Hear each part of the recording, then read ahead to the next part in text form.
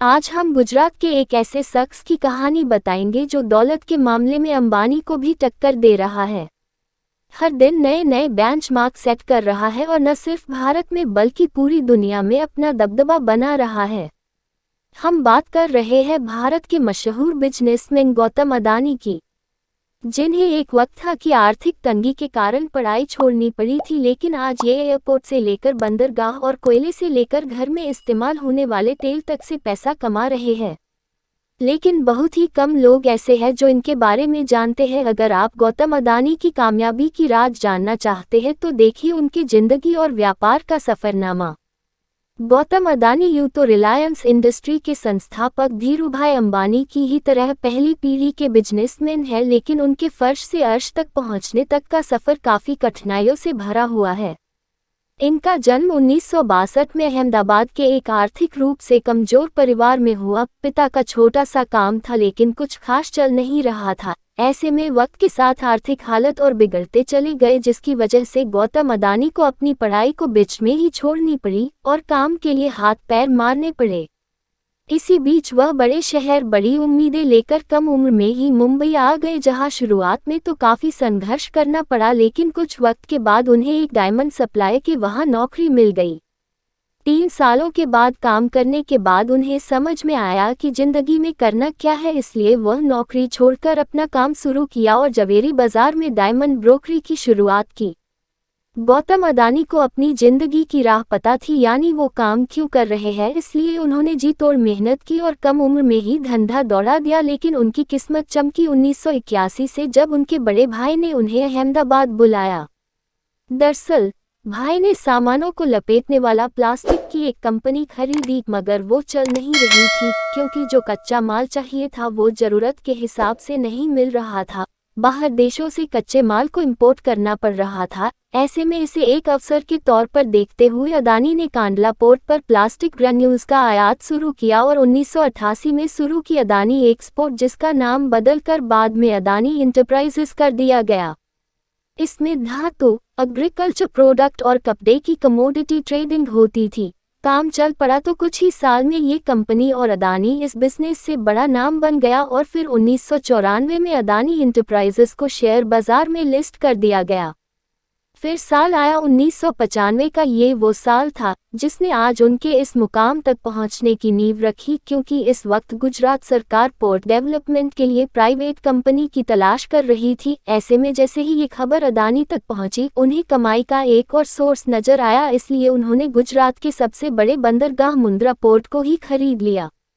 Mundra port को खरीदने के बाद 1998 में गौतम अदानी ने अदानी पोर्ट्स और लॉजिस्टिक्स कंपनी की शुरुआत की।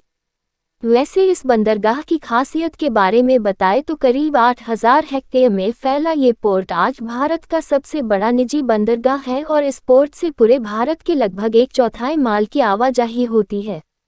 साथ ही यह जगह स्पेशल इकोनॉमिक जोन के तहत बना है, तो प्रमोटर कंपनी को कोई टैक्स भी नहीं देना पड़ता है।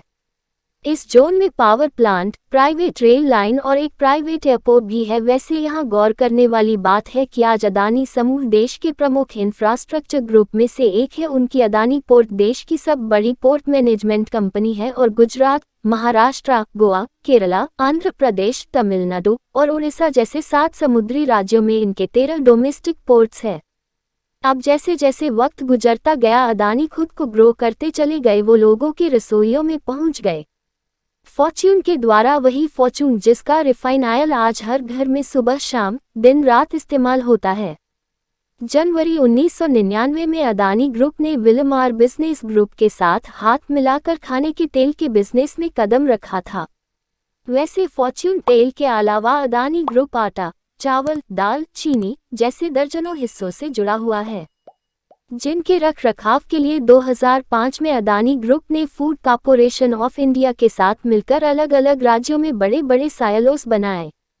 सायलोस वो चीज़ होती है जिसमें बड़े पैमाने पर अनाज को रखा जाता है। सायलोस की कनेक्टिविटी के लिए अदानी ग्रुप ने नीचे रेल लाइन भी बनाई ताकि अनाज को लाने और ले जाने में आसानी हो। उस समय इंडोनेशिया इन्वेस्टमेंट अथॉरिटी ने बताया था कि अदानी ग्रुप 5 करोड़ टन की क्षमता वाले एक कोल हैंडलिंग पोर्ट का निर्माण करेगा और साउथ सुमित्रा आइलैंड की खदानों से कोयला निकालने के लिए 250 किलोमीटर रेल लाइन बिछाएगा। इसी तरह अदानी अपना कारोबार फैलाते गए और पैसा अकाउंट में आता चला गया। जिस अदानी साम्राज्य का कारोबार 2002 में 76.5 करोड़ डॉलर था, वो 2014 तक आते आते 10 अरब डॉलर हो गया। साथ ही वक्त की जरूरत को देखते हुए अदानी ग्रुप ने नेचुरल गैस के क्षेत्र में भी बिजनेस को बढ़ाया और 2017 में सोलर पीवी पैनल बनाना शुरू किए। उधर बंदरगाह और निजी रेल लाइन के बाद अदानी ने एयरपोर्ट्स की तरफ उड़ान भरी और 2019 में अहमदाबाद, लखनऊ, मंगलौर, जयपुर, गुवाहाटी और तिरुवनंतपुरम जैसे 6 हवाई अड्डों के मॉडर्नाइजेशन और ऑपरेशन की जिम्मेदारी उठा ली। अब अगले 50 सालों तक अदानी ग्रुप इन सभी एयरपोर्ट का ऑपरेशन, मैनेजमेंट और डेवलपमेंट संभालेगा। वहीं मुंबई इंटरनेशनल एयरपोर्ट लिमिटेड में भी अदानी ग्रुप के पास 74% की हिस्सेदारी है और ये बताने की जरूरत नहीं है कि भारत में मुंबई एयरपोर्ट दिल्ली के बाद देश का सबसे बड़ा एयरपोर्ट है। वैसे जिस तरह सुंदर आकार लेने से पहले सोने को खूब तपाया जाता है, ठीक उसी तरह गौतम अदानी को भी जीवन में कई तरह का ताप झेलना पड़ा। उनका सामना कई तरह के विवादों से हुआ, लेकिन उन्होंने सबसे पार पाया और एक सबसे अलग मुकाम हासिल किया, जिसका नतीजा है कि आज गौतम अदानी का कारोबार पूरी दुनिया में फैला हुआ है। इसलिए कठिनाइयों को देखकर अपनी राह ना छोड़े, मेहनत करते रहे। ऐसी ही और वीडियो के लिए वीडियो को लाइक करें और चैनल को सब्सक्राइब करें और एक प्यारा सा कमेंट करें। धन्यवाद।